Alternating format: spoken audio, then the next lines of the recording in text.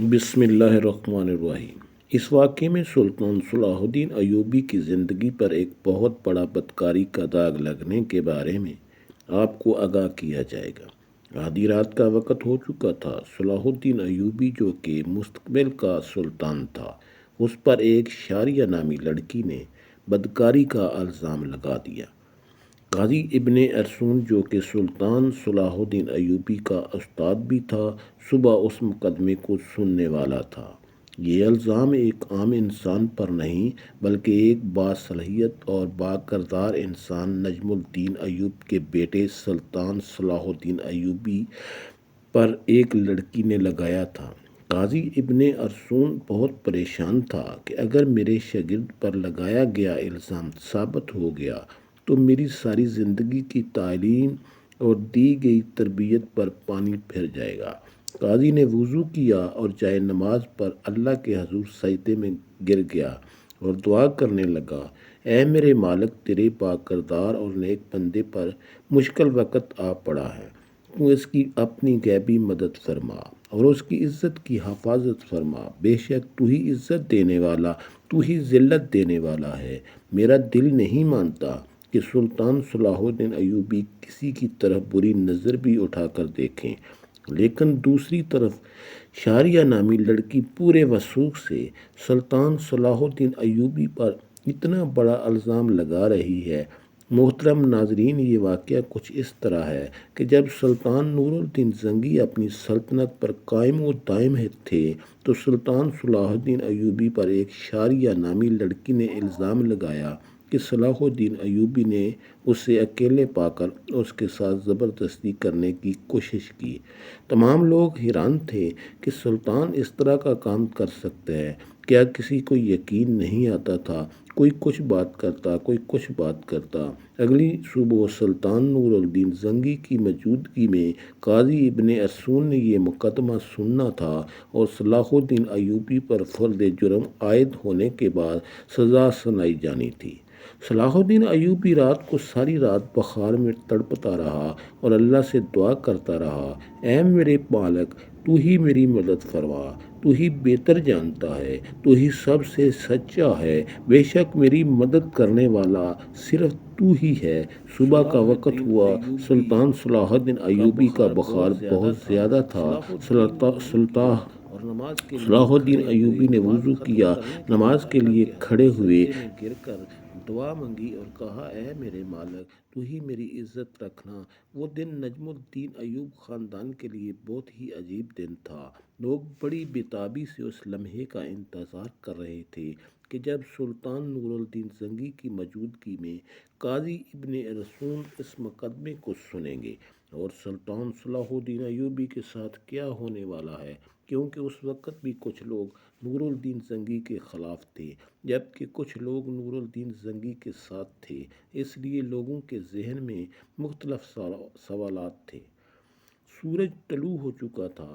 سلطان نور الدین زنگی اپنے دربار میں آ چکا تھا اور اس کے بائیں جانب قاضی ابن ارسون کا تخت تھا اور نیچے صلاح الدین ایوبی ہاتھ باندھے کھڑا تھا۔ تھوڑی دیر کے بعد قاضی نے فرد جرم پڑھ کر سنایا اور فرد جرم پڑھنے کے بعد قاضی سلطان صلاح الدین ایوبی سے مخاطب ہوا اور کہا کہ تمہیں اپنی صفائی میں بولنے کا پورا حق ہے۔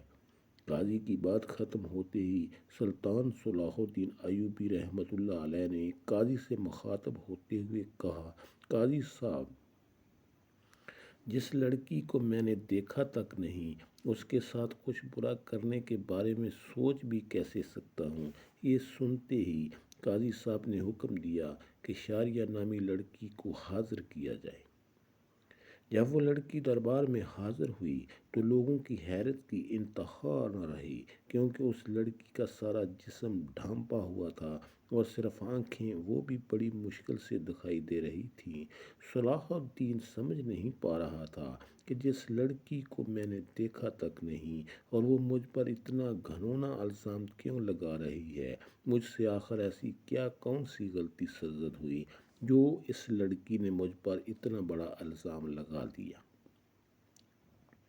اور قاضی ارسون شاریہ نامی لڑکی سے مخاطب ہوا، پوچھا بتاؤ صلاح الدین ایوبی نے تمہارے ساتھ کیا کیا؟ تو اس لڑکی نے کہا کہ میں اپنا بیان پہلے دے چکی ہوں، مزید ایسی باتیں کر کے میں اپنی مزید عزت خوار نہیں کروا سکتی، بخار بہت زیادہ ہونے کے باوجود۔ صلاح الدین کا چہرہ زرد ہو رہا تھا، ہاتھ کانپ رہے تھے، زبان پر بھی لرزہ طاری تھا۔ دیکھ کر مجمع کو یہ لگ رہا تھا کہ صلاح الدین ایوبی بے قصور نہیں ہے۔ سلطان نور الدین زنگی بڑے غور سے یہ سارا منظر دیکھ رہا تھا۔ پورے دربار میں سناٹا چھایا ہوا تھا، لوگ بڑے غور سے صلاح الدین ایوبی اور اس لڑکی کی باتوں کو سن رہے تھے۔ سلطان صلاح الدین ایوبی نے اس لڑکی سے کہا کہ کیا تمہیں اپنے رب سے ڈر نہیں لگتا کہ تم ایک بے قصور انسان پر اتنا بڑا الزام لگا رہی ہو؟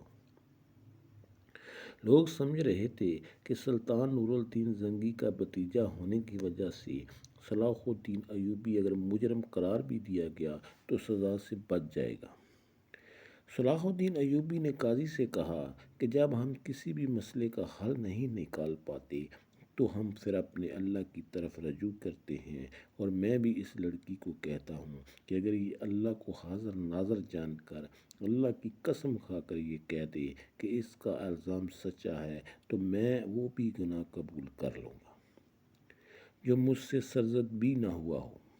یہ سنتے ہی وہ لڑکی صلاح الدین کو بغور دیکھنے لگی۔ وہ سلطان صلاح الدین کی حالت سمجھ چکی تھی۔ تھوڑی دیر بعد بخوبی دیکھنے بعد لڑکی چیخ چیخ کر رونے لگی اور کہا میں تمام مجمع کے سامنے اللہ کو حاضر ناظر کر کے کہتی ہوں کہ صلاح الدین بالکل بے قصور ہے، سارا گناہ میرا ہے۔ یہ سن کر سارا مجمع حیران ہو گیا اور اس لڑکی کے چند الفاظ نے مقدمے کو الٹا کر رکھ دیا۔ اتنے میں سلطان نور الدین زنگی دہشت سے اپنی کرسی سے اٹھا اور اس لڑکی کو کہا کہ کیا تمہیں پتہ ہے کہ الزام تراشی کی تمہیں کتنی بڑی سزا مل سکتی ہے؟ تو اس نے کہا ہاں، مجھے معلوم ہے کہ اس کی مجھے کتنی بڑی سزا ملے گی۔ اس کے بعد قاضی نے شاریہ سے کہا کہ آخر ایسی کیا وجہ تھی کہ تم نے صلاح الدین ایوبی پر اتنا گھناؤنا الزام لگایا؟ لڑکی نے اپنی آنکھیں جھکا لیں، لیکن جب سلطان نور الدین زنگی رحمۃ اللہ علیہ نے لڑکی کی طرف دیکھا تو اس نے کہا اے میرے سلطان، میں جانتی ہوں کہ مجھ سے بہت بڑا گناہ ہو گیا ہے، شاید جس کی تلافی بھی ناممکن ہے، کیونکہ جو داغ صلاح الدین ایوبی کے کردار پر لگا وہ شاید میں چاہتے ہوئے بھی نہ مٹا سکوں، لیکن یہ سب کام کرنے کے لیے میں مجبور تھی۔ سلطان نور الدین زنگی نے پوچھا کہ بتاؤ تمہیں اس کام کے لیے کس نے مجبور کیا؟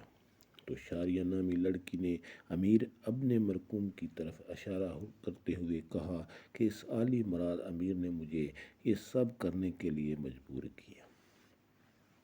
یہ سب سنتے ہی تمام درباری امیر ابن مرقوم کو ملالت اور غصہ کی نظروں سے دیکھنے لگے۔ امیر ابن مرقوم اپنی جگہ سے اٹھا اور بڑے دبدبے کے ساتھ کہنے لگا یہ لڑکی جھوٹ بول رہی ہے، میں بھی صلاح الدین کی طرح اس کو جانتا تک نہیں۔ نور الدین زنگی نے کہا کہ کل معلوم ہو جائے گا کہ کون بے گناہ ہے اور کون گناہ گار۔ اس کے بعد سلطان نور الدین زنگی نے شاریہ نامی لڑکی کو اپنے کمرے میں بلایا اور پوچھا کہ بتاؤ اصل ماجرا کیا ہے؟ لڑکی نے کہا کہ ایک جنگ میں میرے ماں باپ مارے گئے تھے اور میں اس ظالم امیر ابن مرقوم کے ہاتھ لگ گئی۔ یہ مجھ پر بے انتہا ظلم کرتا تھا، بے حد تشدد کرتا تھا۔ شاہی کنیز کے جانچ کرنے کے بعد اس لڑکی کی پیٹھ پر کوڑوں کے نشان بھی دکھائی دیے گئے، اور ادھر سلطان نور الدین زنگی کے خاص جاسوسوں نے شاریہ اور امیر ابن مرقوم کے بارے میں ساری معلومات اکٹھی کر لیں اور ان کے پس کے تعلق کو سلطان کے سامنے بے نقاب کر دیا۔ یہ دیکھ کر سلطان نے اگلے دن پورے مجمع کو ایک جگہ پر اکٹھا ہونے کی دعوت دی۔ یہ دعوت اس لیے تھی کہ قاضی ابن مرقوم کی سزا لوگوں کے سامنے دکھا سکیں۔ تمام لوگ بڑی بڑی دور سے امیر ابن مرقوم کی حالت دیکھنے کے لیے آئے۔ جب اس کو میدان میں لایا گیا تو سخت جنجیروں میں جکڑا ہوا تھا، لوگ اس کو ملامت کی نظروں سے دیکھ رہے تھے۔ شریعت کے مطابق اسے 70 کوڑے مارے گئے اور اس کے بعد سلطان نور الدین زنگی نے اس کی تمام جائیداد ضبط کر لی، اسے شاہی عہدہ بھی لے لیا اور اس کی تمام جائیداد سلطان صلاح الدین ایوبی کو دینے کی دعوت دی۔